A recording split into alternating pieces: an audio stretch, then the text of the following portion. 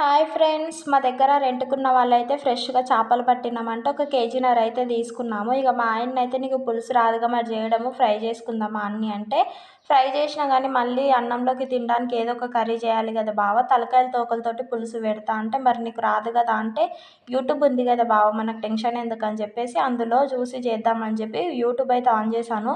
ఒక 30, 40 వీడియోలు చూడొచ్చు. ఒకరేమో బెండకాయ అంటారు, ఒకరు మామిడికాయ అంటారు, ఒకరు టమాటా ప్యూరీ అంటారు. అమ్మ ఇది ఏందిరా నాయనా అని చెప్పేసి ఒకసారి యూట్యూబ్‌లో చూసి టమాటా ప్యూరీ అవన్నీ వేసి చేస్తే మా అమ్మ వాళ్ళ ఇంటి దగ్గర అది టమాటా రసంలో చేపలేసుకొని తిన్నట్టు అనిపించింది.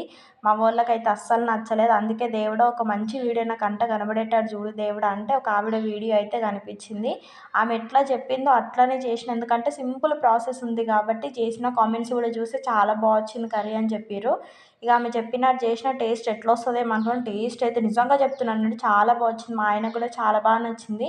ఇంకెప్పుడు చేసినా ఇట్లనే చెయ్యి చాలా బాగుందని అయితే చెప్పిండు. ఇక మా ఆయనకు నచ్చింది, ఇంకా నాకేం బాధ లేదని చెప్పేసి హ్యాపీగా అయితే తినేసాం.